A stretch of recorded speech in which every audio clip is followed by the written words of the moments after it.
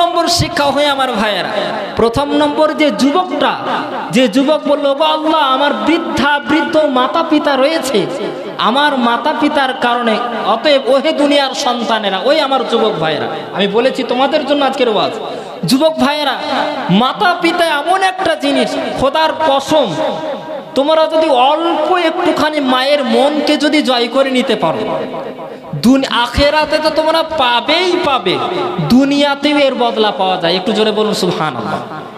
এক নম্বর শিক্ষা। দ্বিতীয় নম্বর শিক্ষা, কখনো কোনো সময় যদি এরকম পরিস্থিতির শিকার হয়েও যাও, কেমন, কোনো মহিলা তোমাকে প্রপোজ করলো, এরকম অফার দান করলো, নাউজুবিল্লাহ, আর এক আল্লাহকে তুমি ভয় করে যদি ওই কাজ থেকে ফিরে আসতে পারো, খোদার কসম, আল্লাহর রাসূল সাল্লাল্লাহু আলাইহি সাল্লাম সাক্ষী, তিনি বলেছেন কাল কিয়ামতের ময়দানে আরশের ছায়া সেই যুবককে দান করা হবে। একটু জোরে বলুন সুবহানাল্লাহ। তিন নম্বর, যদি কেউ ঋণ পেয়ে থাকে, মানে ঋণ, ওহে আমার বাপজির, আমার সোনার লালের, বর্তমান সময়ে টাকা ধার দেওয়া, এটা যেন নেকির কাজ হলেও, যে ব্যক্তি টাকা ধার দেয়, ওই টাকা ধার দিয়ে, আমার আব্বাজি একটা কথা বলতেন যে টাকা যাচ্ছিস কবে, আসবি কবে, তা যখন বিচ্ছেদ হবে তখন আসবো। মানে একটা মানুষের কাছে আপনি ভালোভাবে যদি টাকা ধার দিলেন, তার কাছ থেকে নিজের পাওনা টাকা আপনি তার কাছ থেকে চাইতে যাবেন, অথচ সে ভাই আজকে নয় কালকে নয় পরশু নয় তারপরের দিন, এরকম আমাদের জীবনে ঘটে না? অতএব ওহে আমার বাপজির, আমার সোনার লালেরা, খোদার কসম, 1 টাকা যদি আপনি ঋণ করে থাকেন, কাল কিয়ামতের ময়দানে পাহাড় সমতুল্য নেকি আপনার ঘাট থেকে চলে যাবে। অতএব সাবধান। যাই হোক, লম্বা চওড়া আলোচনা, আল্লাহ রাব্বুল আলামিন, আপনাদেরকে আমি বলেছিলাম প্রথমেই যে বেলডাঙ্গা থেকে এসে আপনাদেরকে ফাউ কথা দিয়ে যাব না, অতএব আপনারা সময়টাকে একটুখানি কাজে লাগান, ইনশাআল্লাহ আল্লাহ তাবারক ওয়া তাআলা জানে যদি বাঁচিয়ে রাখেন, হায়াত যদি থাকে, অনেক সময় আপনারা আপনাদের কথা শুনতে পাবেন। আর বিশেষ করে যে সমস্ত যুবক ভাইদের, যদি কারোর কোনো ভাই, আমার বাড়ি যেহেতু বেলডাঙ্গা, কোনো ভাইয়ের যদি ভিজিটিং কার্ড ফাড়ি ইত্যাদি লাগে, তা আমার কাছ থেকে নিয়ে নিতে পারে। আসসালামু আলাইকুম। আচ্ছা, গজলের আবদার। কাফন আমার আপন, কবর আমার ঘাটি, ওই কবরে যেতে হবে, রইবে না কেউ সাথী।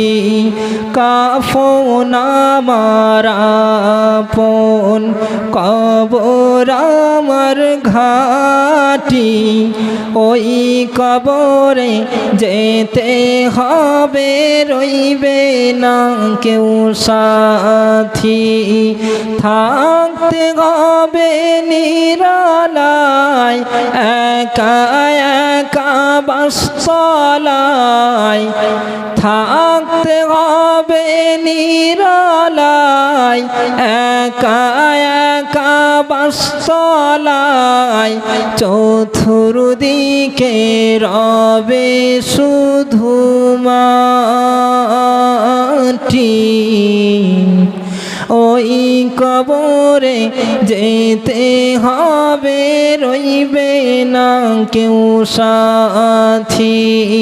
কাফন আমার আপন, কবর আমার ঘাটি, ওই কবরে যেতে হবে, রইবে না কেউ সাথী।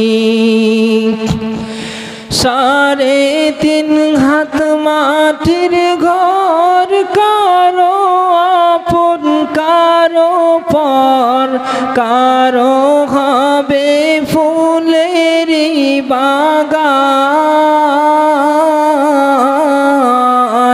কারো বা হবে জাহান্নাম।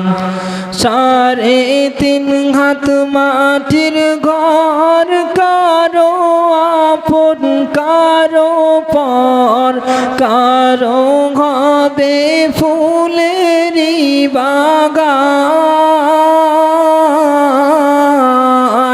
কারো বা হবে জাহান্নাম আমুল্লামাই সেদিন হবে আধার ঘরের বাতি আমুল্লামাই সেদিন হবে আধার ঘরের বাতি ওই কবরে যেতে হবে রইবে না কেউ সাথী কাফন আমার আপন কবর আমার ঘাটি ওই কবরে যেতে হবে রইবে না কেউ সাথী মুনকার নাকির আসিবে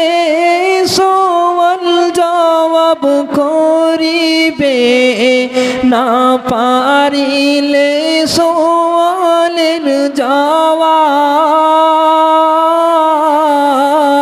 জবাব শুরু হবে কবরের আযাব মুনকার নাকির আসিবে সওয়াল জবাব করিবে না পারিলে সওয়ালের জবাব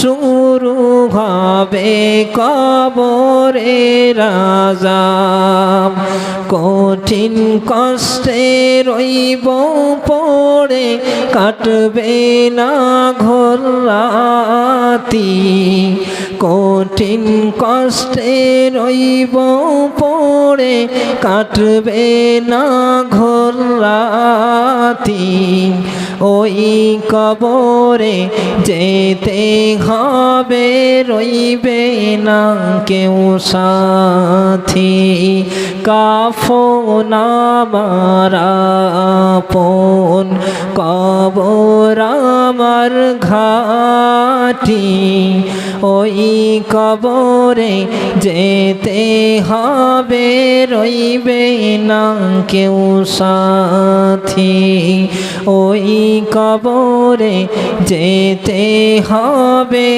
রইবে না কেউ সাথী ওই কবরে যেতে হবে রইবে না কেউ সাথী। আসসালামু আলাইকুম ওয়া রাহমাতুল্লাহ।